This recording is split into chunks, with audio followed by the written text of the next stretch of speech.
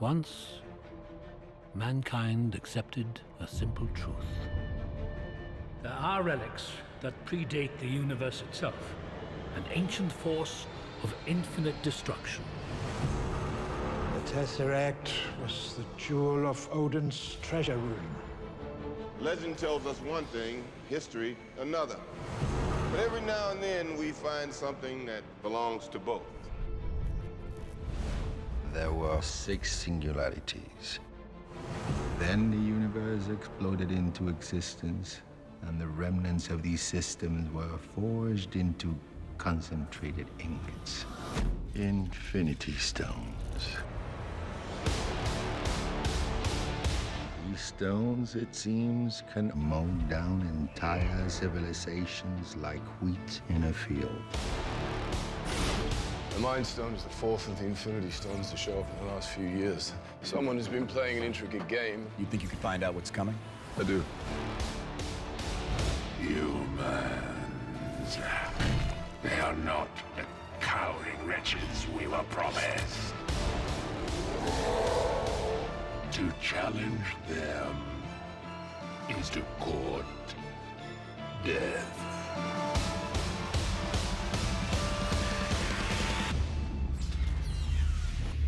Fine. I'll do it myself.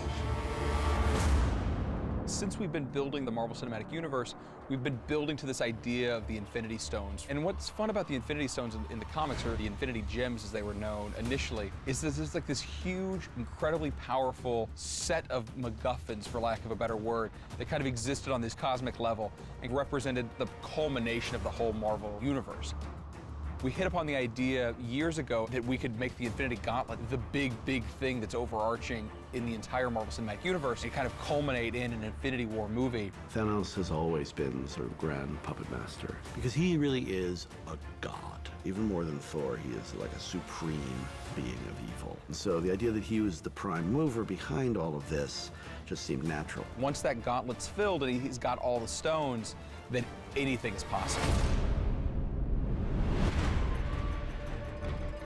In the comics, you know, traditionally there have been 6 stones, and the first of them is the Space Stone, and it kind of allows interdimensional space travel to happen. And so in the movie universe, we made the Space Stone the Tesseract, which is a MacGuffin that's been with us since Captain America. We knew that it had cosmic origins, and up to that point, the only cosmic element that we've introduced is Thor, is Asgard, is the 9 realms. So we started saying, what if that's where it came from? So we added sort of a Norse overlay mythology to it. And we tracked that Tesseract through World War II to where it rests at the bottom of the ocean. We started realizing, as Loki finds his way to Earth in the beginning of the Avengers movie, that would be a hell of an artifact for him to go after and find and wreak havoc with. And what we find out is that, you know, Loki's manipulating the Space Stone, and he's then able to open a portal to outer space. At the end of the movie, the Tesseract is taken back to Asgard and put in Odin's treasure room. In Thor: The Dark World, we have the ether that ends up becoming the Reality Stone. While the other relics often appear as stones, the ether is fluid and ever-changing. It changes matter into dark matter. It's one of the most dangerous and threatening things they've ever come across, and honestly, it could consume the universe. Have you come to witness the end of your universe? I've come to accept your surrender.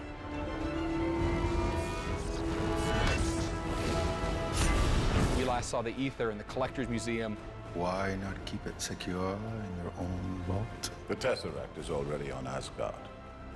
It is not wise to keep 2 Infinity Stones so close together. The Collector is probably not the best custodian of that stone. 1 down. 5 to go. So the Power Stone is this incredibly powerful relic, as noted by the name. And we saw that one in Guardians of the Galaxy. And that is kind of what is inside of that orb. The stone reacts to anything organic. The bigger the target, the bigger the power surge. All Ronin's got to do is touch the stone to the planet's surface and zap all plants, animals, Nova Corps. Everything will die. Thanos' disciple is Ronan, the Accuser. Thanos saw an opportunity where Ronan would be able to get the Power Stone for him. Return to me again empty-handed, and I will bathe the Starways in your blood. The Guardians of the Galaxy realize together they can actually stop Ronan and maybe have a chance against Thanos. You're immortal! How? We're the Guardians of the Galaxy. At the end of the movie, we leave the Power Stone in the Nova Vault, and it's left there safe, or so we think.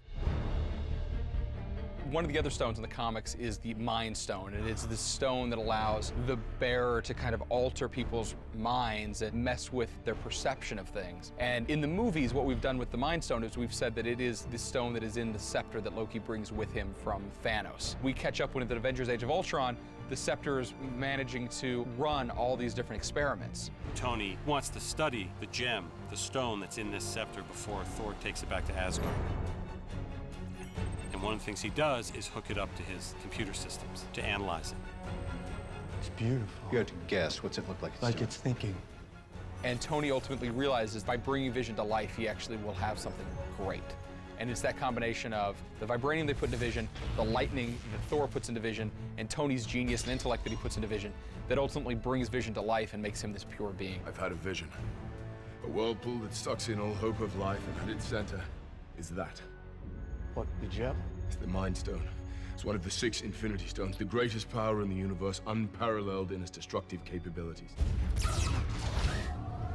Those are all the stones that we've revealed so far. And so we've been keeping track of them in all the course of all these different films, and Thanos has been keeping track of all of it this whole time as well.